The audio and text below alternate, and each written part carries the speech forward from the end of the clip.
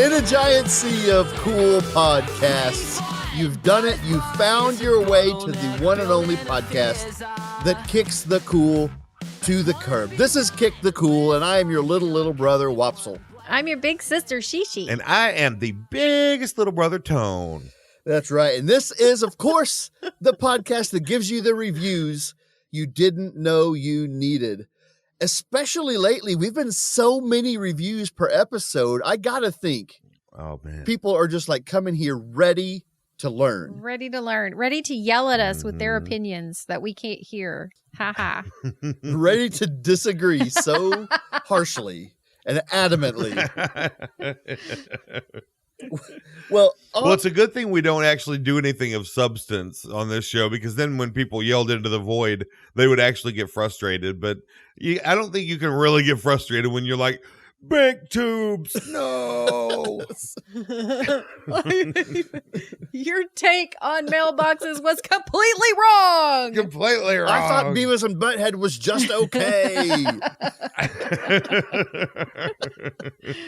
That's right. Hey, guys, I had a bit of a flashback today, so I want to take you guys with me on that. Let me hit you with this. What about trash trucks? Mm-hmm. How about trash trucks? When's the last time you guys watched? I threw you for a loop, Toad. When's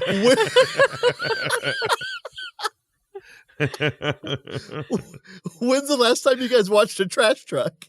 Watched one. Yeah, like do its thing. So I feel like I watch the trash truck do its thing regularly. I mean, I can't specifically point to it, but yeah. So I think Tone is quiet now because he dreams about trash trucks every night, and he just didn't want to admit it. As far as trash trucks go, I haven't been. I haven't had the pleasure of seeing one in a long time do its thing. Now, I've seen them driving around, but that doesn't mean they're actually doing any work, and I don't think they are. You're not sure that they're doing anything. No, I don't. As a matter of fact, I'm almost sure they aren't. Because we have, like, in my apartment complex, we have a giant trash bin out by the road. Yeah. And supposedly the trash truck comes and picks it up every week or whatever. But then we also have a guy who lives in these apartments that goes dumpster diving in that dumpster. Uh-huh. So I think he's just taking it all out. And I don't think the trash trucks are actually doing anything. What's his name? You might be onto something. Is his name Todd? No. Did you say? No. I was hoping it was Todd. I don't know his name. It's probably Todd. Let's say that. Right. So it could be Todd instead of a trash truck. I'm not sure that I have a Todd in my neighborhood. I think it's usually the truck itself around here. Oh. Doing its thing. But I can't speak for where you live. It may be different in different places, you know? I feel like, so maybe I'm alone in this. I feel like watching a trash truck, and I've got the one that's got the little arm that goes out to the side, you know, and picks it up and dumps it in the top. Mm-hmm. I think that's the closest to watching a dinosaur that we get to do. Oh. I like that idea. It's kind of dinosaur adjacent. Do you guys feel like a trash truck might be dinosaur adjacent? Totally. Sure. I get more of a Transformers thing going on. I don't know why. Ooh, I do like that. I think that all trash trucks are actually Transformers. But maybe they transform into a dinosaur. There's always that. Well, mine does. Yours does. Okay. So you guys doesn't transform into a dinosaur? I've never seen it doing its thing, so maybe it does. That's what I meant. Its thing meant transform into a dinosaur. Oh. Eat your trash. Well, now hold on. I got a question. Okay. So you asked, when was the last time you watched a trash truck do its thing? Now, and then we later find out that means transforming to a dinosaur. Right. But what I got to ask is this. Wopsle, last time you sat and watched a trash truck do its thing, what was the situation? Because I'm hoping you did not see the entire exchange, because that would mean that you were like spying on them. Like, what were you doing where you were able to see this whole interplay? I'm not sure what you're asking. I was just sitting drinking my coffee. looking out my front window, just watching the trash truck do its thing. So you were just, isn't that weird though? I'm just going to sit here and watch them. I think it's fun to watch them. Yeah, I watch them, really dude. Every week I watch them. Okay. You don't feel like you're, being kind of a weirdo in any way because you're spying on the trash people. It's not about the people. I can say categorically, right, it's about the truck. It's about the truck. No, I can say definitively. So trash day is Monday around here where I live. And I can say without a doubt that that's the least weird thing I do most of Mondays. That tracks. That tracks. It starts with watching the trash truck do its thing, and then it just gets weirder from there. I love it. Our trash truck is the one with the arm that goes up over the top. But don't you kind of miss the older fashioned ones that we had more of when we were kids? And that is the ones that they went and threw the trash in the back and the compactor kind of squishes it down. I was always fascinated by watching it squish the trash down and what all stuff didn't get squished and like coming out the sides. I could have watched that. Like, how's it going to squish that? Yeah. But right. Tony, is that weird? You would test it. You would. Yeah, well, no, I think that's way less weird because that's actually fascinating. It's not, Gosh. Because what you do is you test the trash truck. You're like, okay, are they going to be able to squish this? I don't think so. And so you put that in the trash on purpose. It's like sticking out the top of the can, and you're like, they're not even going to try to put this in there. And then they do, and you're like, oh, they messed up. And then it squishes it. And you're like, yeah. Well, and I did love it so much. I think I was a pretty weird little kid. We've established that. But I would hear the trash truck down the street. And to me, it's almost as if it was the ice cream truck. I would hop on my bike and like tear off down the street after them. But the thing about trash truck, by design, it stops every, 10 feet, 15 feet. Yeah. Right. And so I'd catch up with them so fast. And then there's these guys just trying to do their job. Now that tone was definitely the definition of creepy. Because I'm not even riding anymore. Right. I'm just sitting on my stationary bike behind them, watching them load the trash over and over. And then they'd go to the next and I'd move forward 10 feet and watch them do it again. I used to do that all over town, dude. So, I just know that whenever I'm working, I don't like people just watching me work. There's just an 11-year-old kid on his bike, just like sitting there next to you, watching you type away on the computer, not saying anything. If I was in that position, I would have been like, "Hey, kid, you want to come closer and look at it? Do you want to know how it works? Do you want to pull the lever?" I would, and they didn't say anything to you. I mean, no, I think they just wished I wasn't there so hard that like I barely was in their consciousness, Right.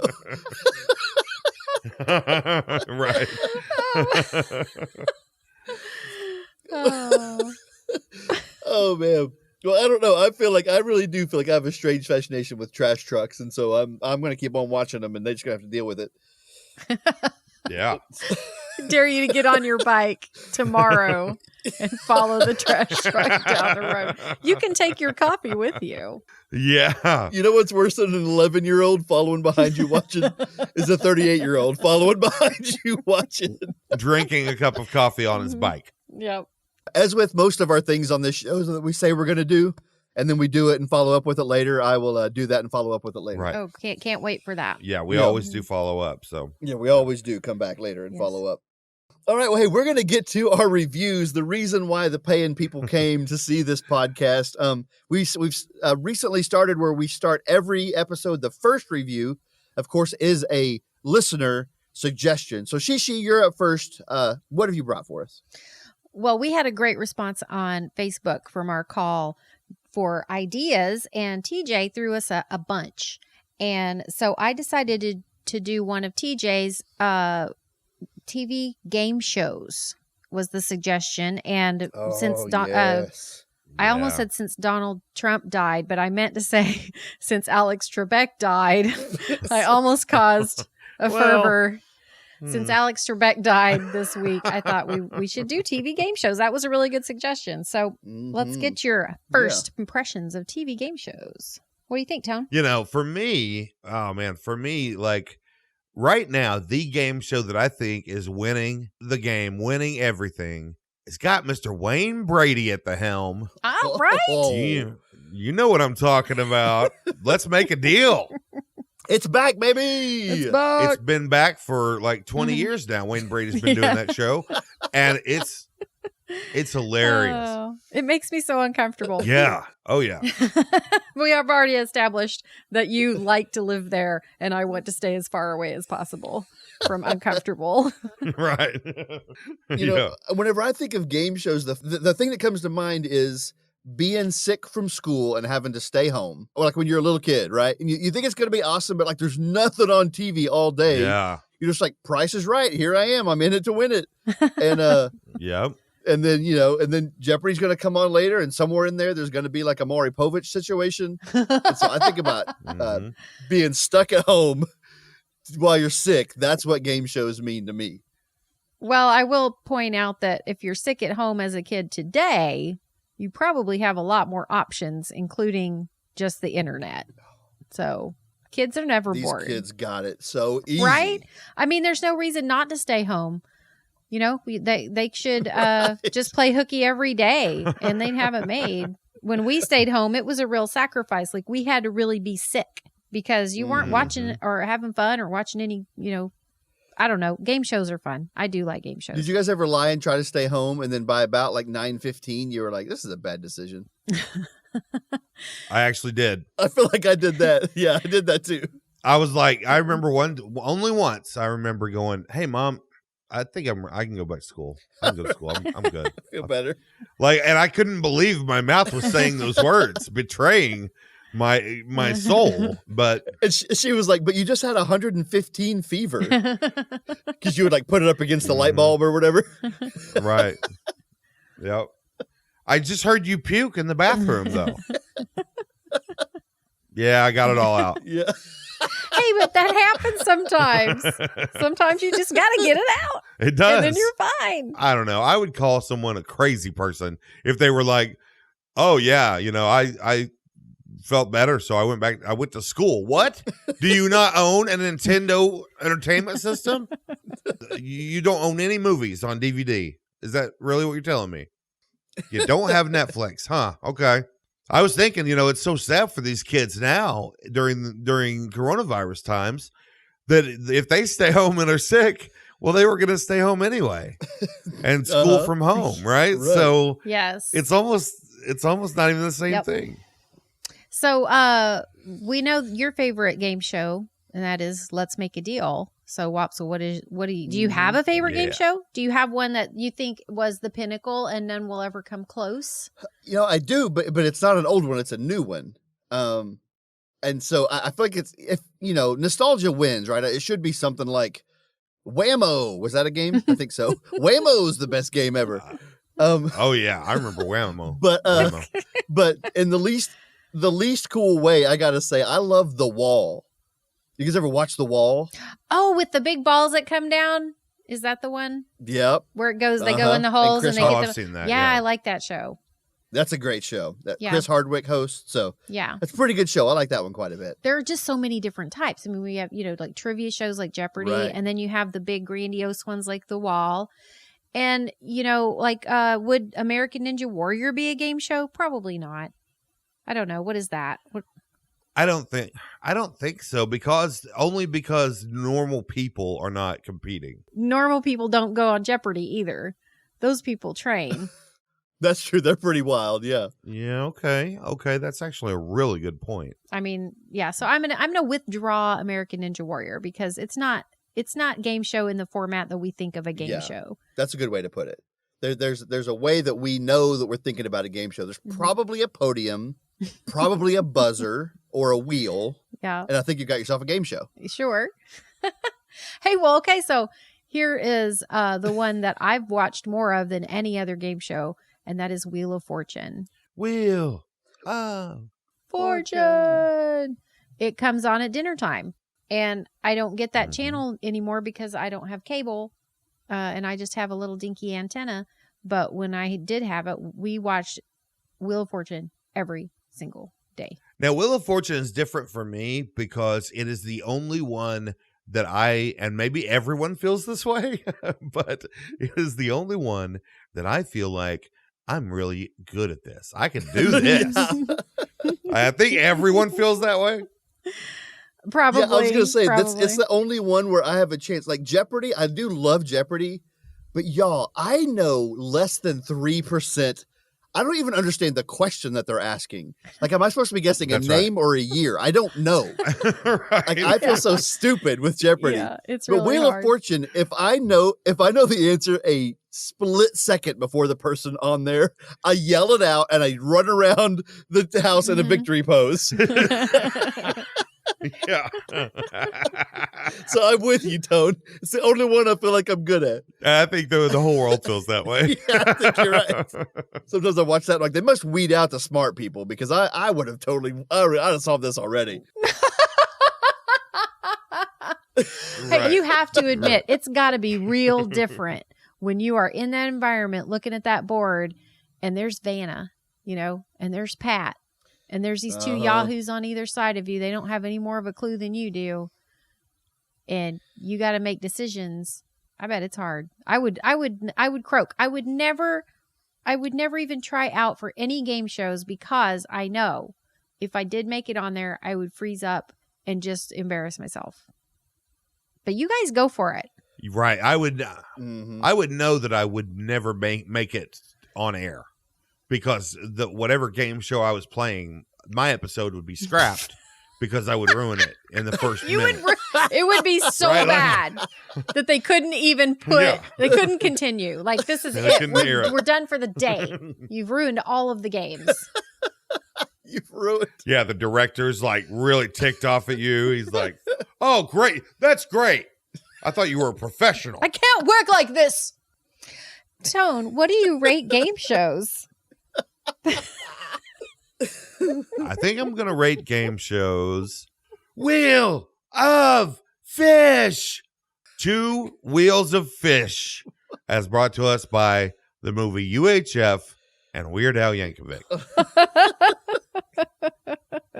Okay. Oh, wow. It's a solid rating. Yeah. Wopsle.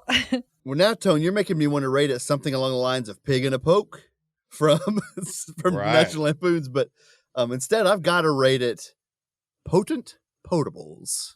Oh.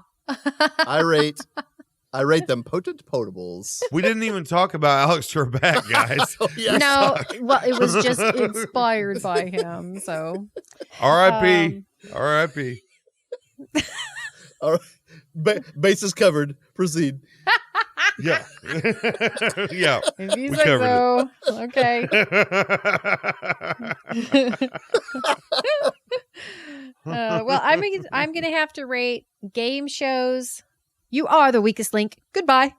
Goodbye. Oh, that's back 2 right now. Yep. Mm-hmm. Man. Oh, Yep. man. All right. Well, everybody, go watch some game shows. I think we gave you lots of direction as to which ones to watch and which ones to avoid. And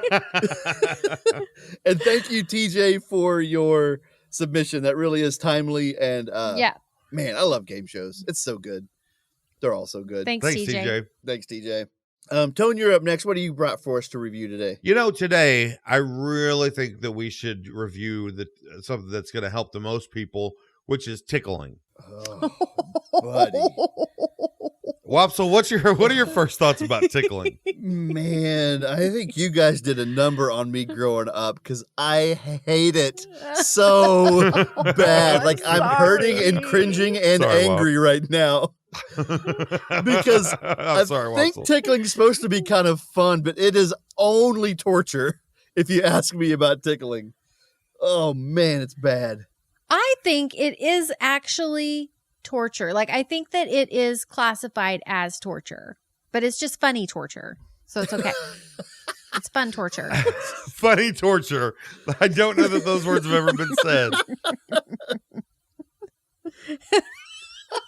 It's not like waterboarding.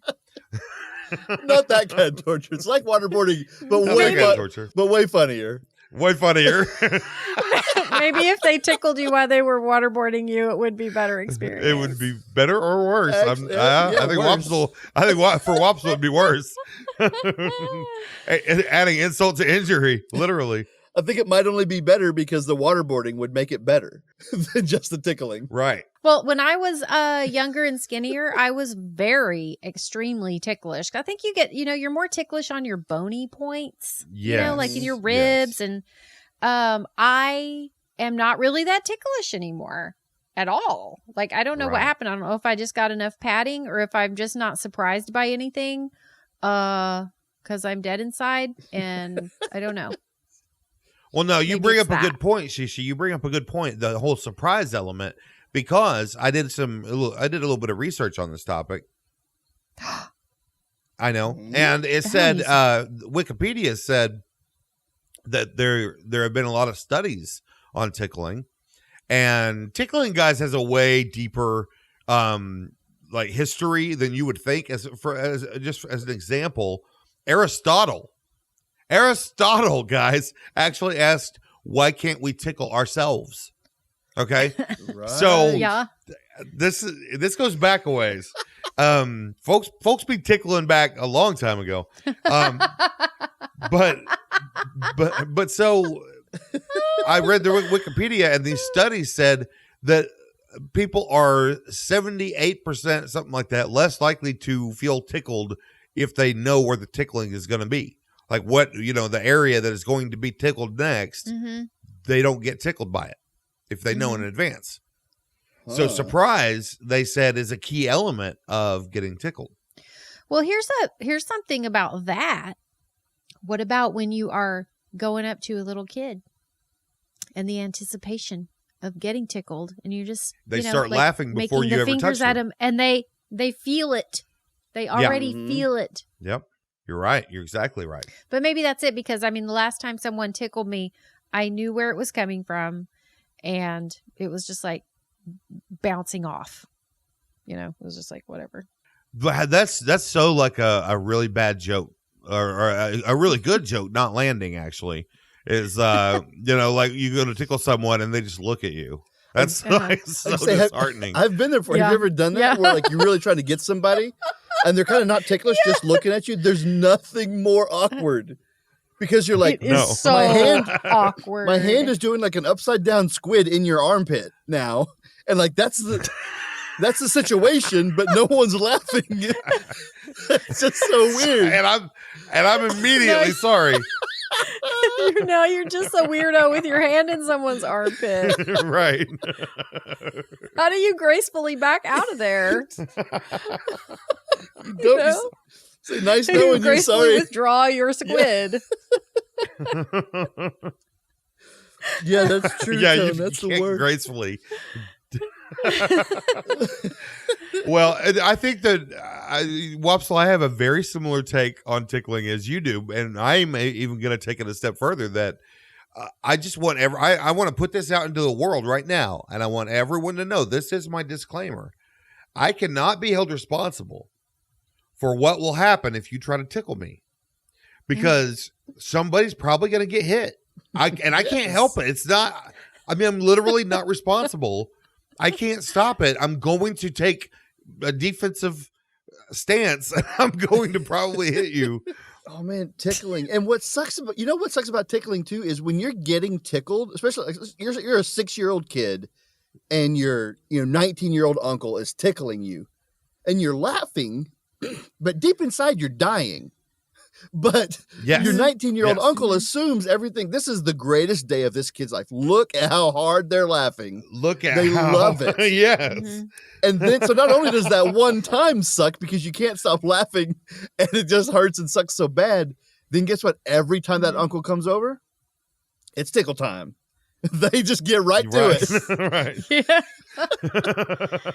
Yeah. So right. And you know what though? I have to say that I think if someone goes overboard with the kid like that, and the kid learns that they can't trust that person, because if I'm sure that the kid is saying, please stop, or don't. And if that guy is still doing it, that's because he has a cruel streak and he likes torturing people. Mm-hmm, that's my take. Yeah. Sorry, did I bring it down? Okay, Well, sorry. Well, maybe, Make it funny. But while we're here, hey, quick shout out to Uncle Sammy, because you guys have to remember the time I hid from him under my bed when he came over. Oh no, I don't remember. In the little house, kind of on the south end of Prague, he came over to the house one time, and I knew he was going to tickle me. And Sammy's pretty strong dude. He's got a lot of muscles, got a lot of his hands were pretty tough, and his tickles, no matter how soft he was being, hurt so bad. And I hid under the bed and cried for an hour until he left. Shout out Sammy. Sorry, Uncle Sammy. You're really one of my favorites now, but boy, that there's a time period where I was not going to be around you. Yeah, you will do whatever you have to do to avoid the tickler. Mm-hmm. Yes. At least I will.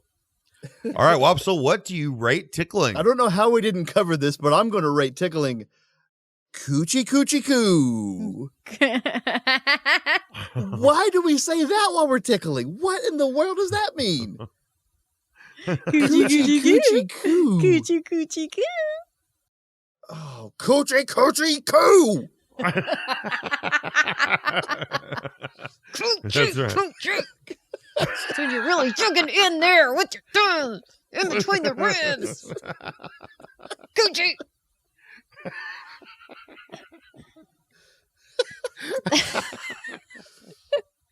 Oh, shit, you got me.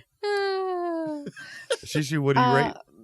What do you rate tickling? I have to rate tickling 5 little piggies. Wee wee wee all the way home. Oh, yeah.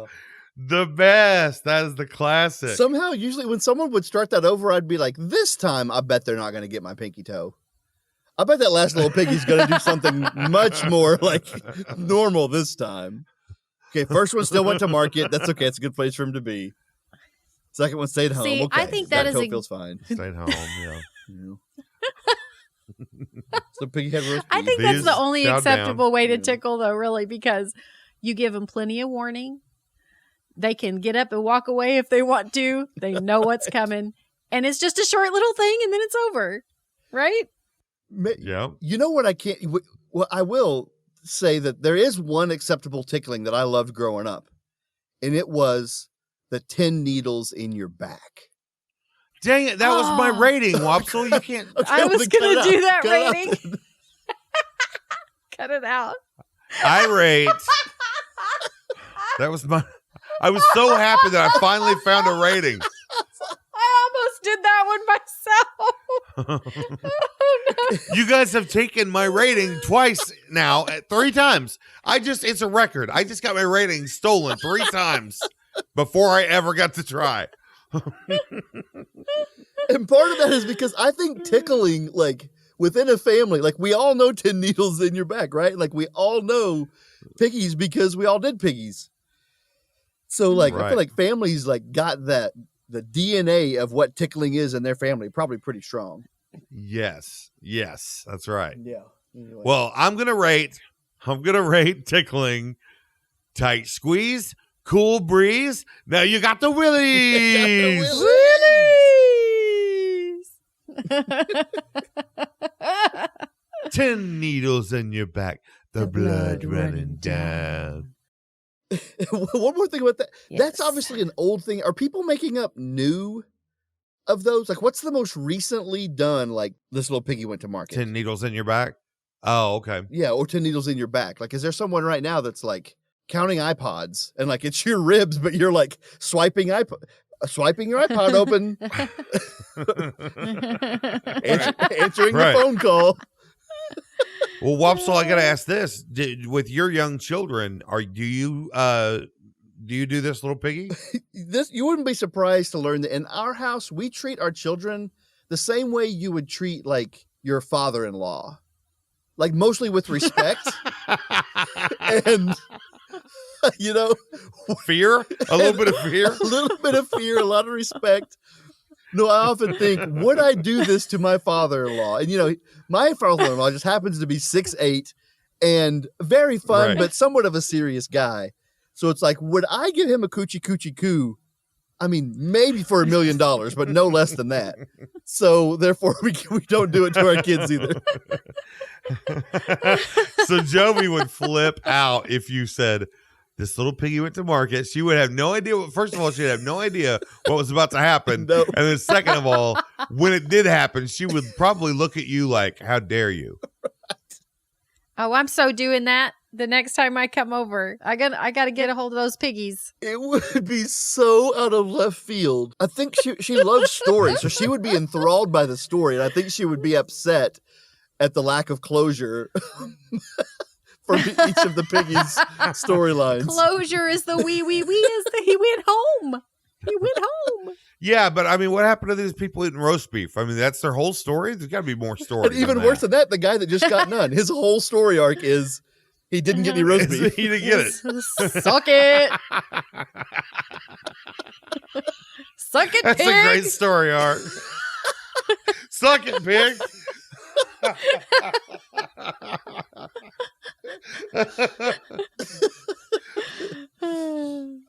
I thought we were going to go many more episodes before we said suck it, pig. I didn't know it was going to happen. Hey, so we soon. take the opportunities when they come. Yeah. 30-something feels about right for that. I think that's... we've...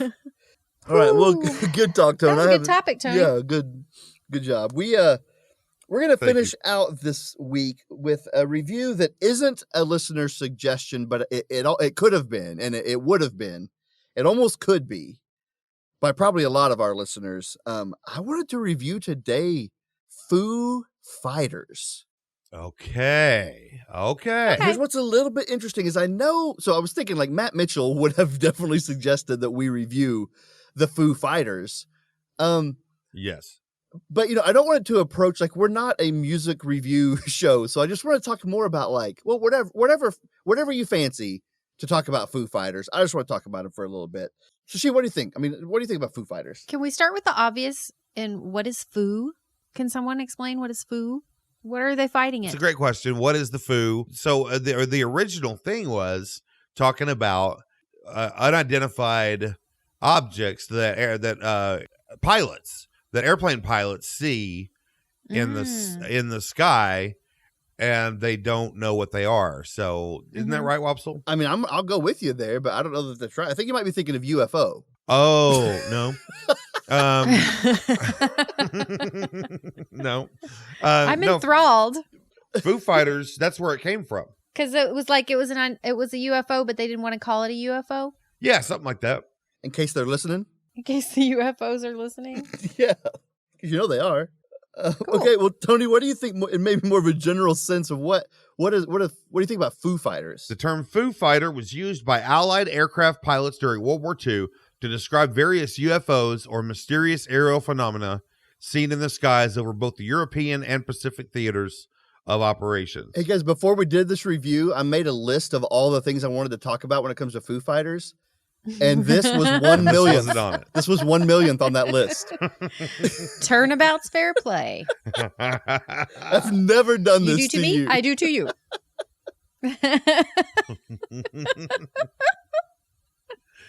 Well, it was very interesting. I did too. And Okay. so, yeah, that's what I think about when I think about Foo Fighters is I think about the original meaning and not the band. So do with that what you will, Mr. Wopsle. Okay, you've come around. You've made a believer out of me. That's pretty good. Well, I think one of the things that I think about Foo Fighters is the Foo Fighters is this. I think it's pretty universally accepted that the Foo Fighters it's a pretty rockin' band, and Dave Grohl is like a rockin' dude, right? Right. Mm-hmm. But what I personally am comforted by the Foo Fighters is like they're totally rockin' and totally serious, but then they also like joke around and don't take themselves too seriously. Like remember on that very first album, the song "Big Me" is like pretty weird and silly. Like think about if Metallica had tried to release "Big Me," everyone would have been like, "This is not okay." Like Metallica is too Not cool serious, at too all. hardcore. They can't joke around. Right. But Dave Grohl gets to totally joke around, but also be so rockin'. How does he pull that off? No, that's a great question. He has that good personality, though. Could you see, what's the guy in Metallica? What's his name? Could you James see? Hetfield? I mean, James Hetfield is just so rugged and like serious, and he's always got the scowl between his eyebrows, and he's just like, "Arr." Dave Grohl's never like that. He's just like, have fun, love everybody, jumping up and down like a puppy dog. He's right. He's got a great personality. Well, and it's so funny, like that you bring this up because during World War II, they would see these aerial phenomena. No, I'm just kidding. No, what I was really going to say is, one of our cousins one time said to me, "So Dave Grohl is basically should be the representative for rock and roll, right? Like he encompasses everything that rock and roll should be." Yeah, that's a good way to put it. And I said, I don't think so, because for my rock and rollers, I really like them to have a problem. That's where the greatest music comes from, is those guys who really have some issues. Guys like, Jimi Hendrix and, all the people basically who have died, right. Or have been totally on something, like these are the guys. I need my rock and rollers to be a little bit upset, and Dave Grohl is never upset. Hey, you need grit. Can I take you guys on a quick little journey? Do you guys know who Ryan is from Ryan's World on YouTube? No. You guys aren't familiar with Ryan at all? No. Oh, nope. What a great place you guys must live.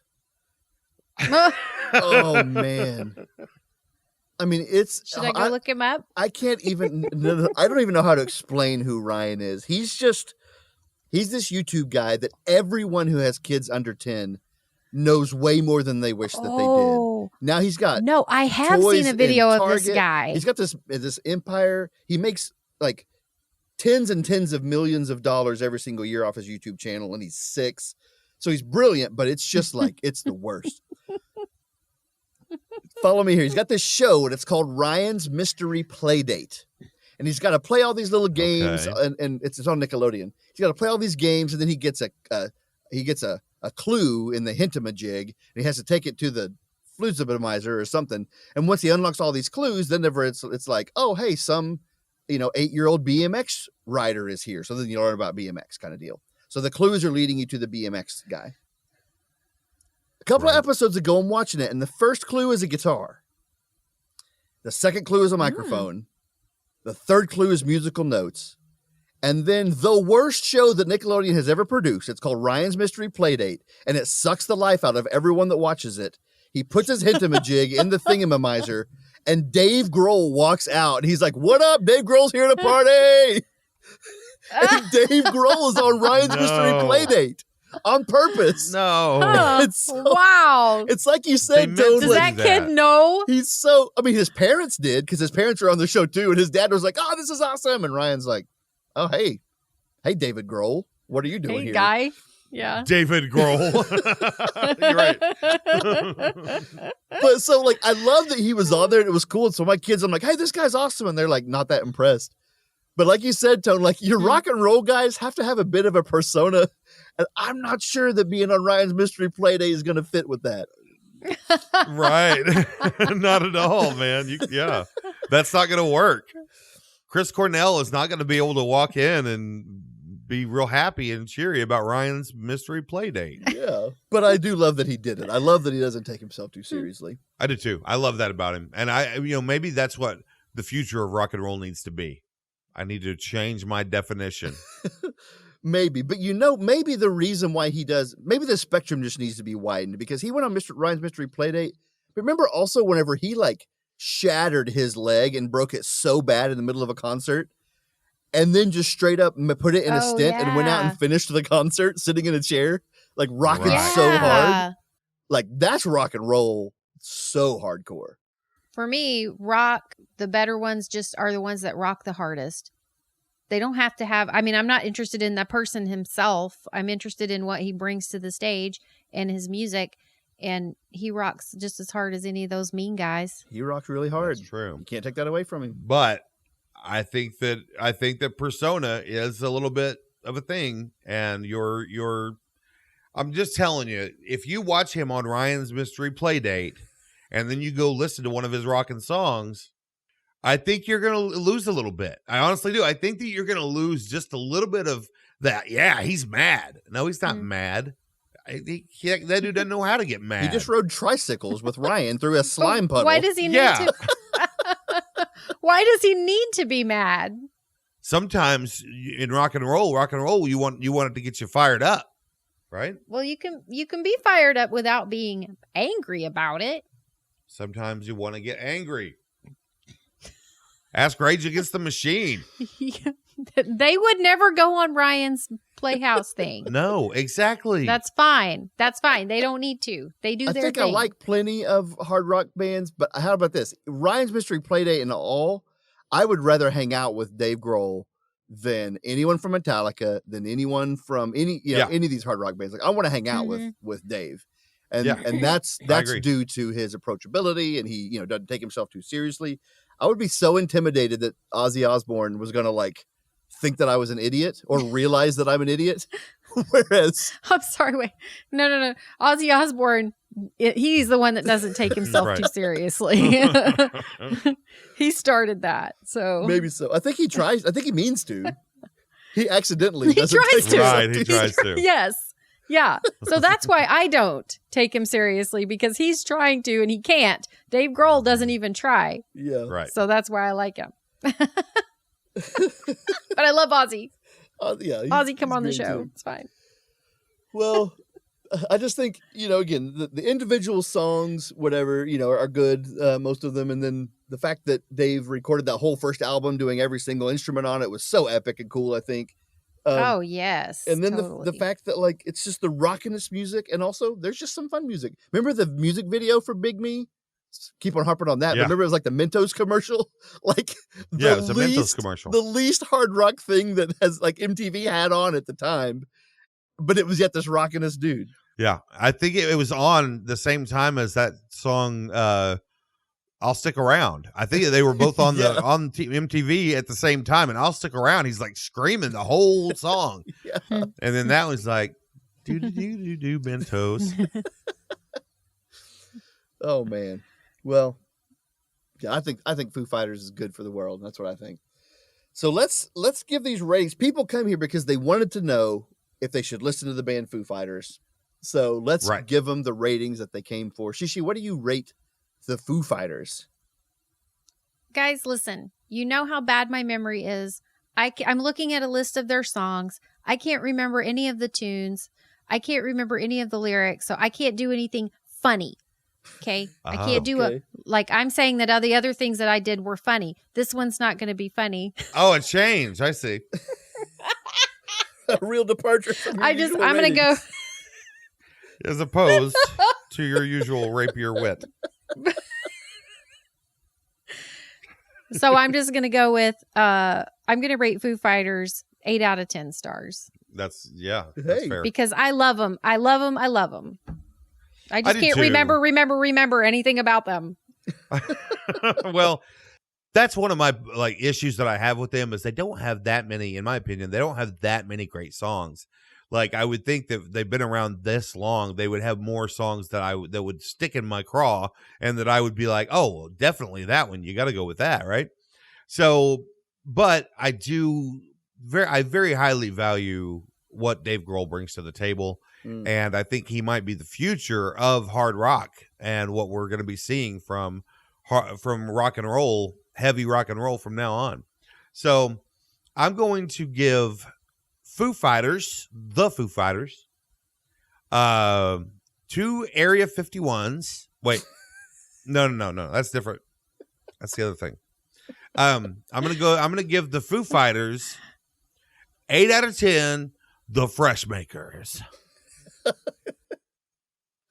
All right. If you don't know what that is, kids, go look it up.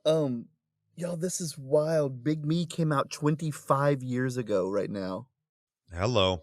Hello. So no, these kids don't know what you just did, Tone. They don't have a clue what your rating was. They have no idea. All right. Well, I am going to listen. I'm really big on Foo Fighters. I think you're right, Tone. I think today's younger generation, they can't take like the hardcore. They can't take them seriously if you're so hardcore and serious and angry and angsty. That's kind of a little bit of a Gen X thing, and not necessarily of a new thing. So I think they need their rock stars to be a little more playful. So I think you're right. I think he's right there. But I'm here for it. I'm gonna rate Foo Fighters the best of you. That hurts so bad. But I have to applaud for you there.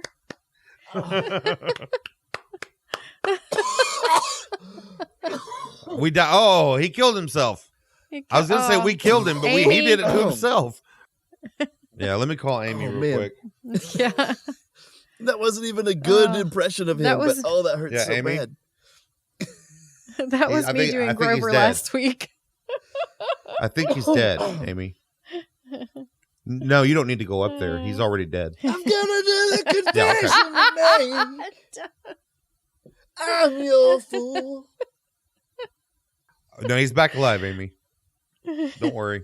Is someone getting out? Okay, I'll talk to you later. Oh, no. He did it again. Well, so stop. It's okay. You don't have to do it. Let's get off the call. I'll do it after the call. I'll figure it out after the call. Oh. You are hurting me. You're hurting both of us. In vicarious pain. Okay. Oh. Okay.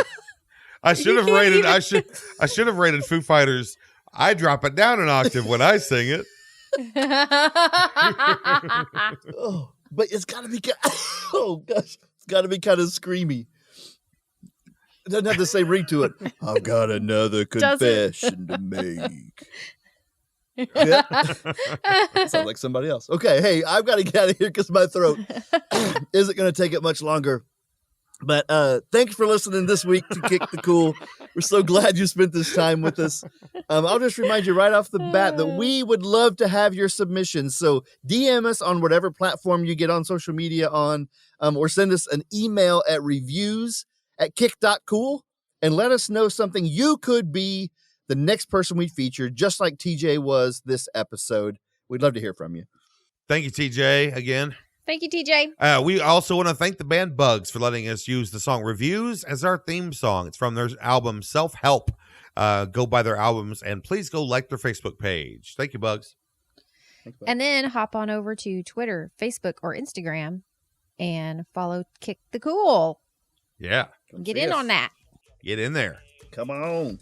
All right, hey, I've got another confession to make. I'm Wop. I'm Shishi. And I'm Tone. And we'll see you next week. Love you. Bye. Love you. Bye. Love you. Bye.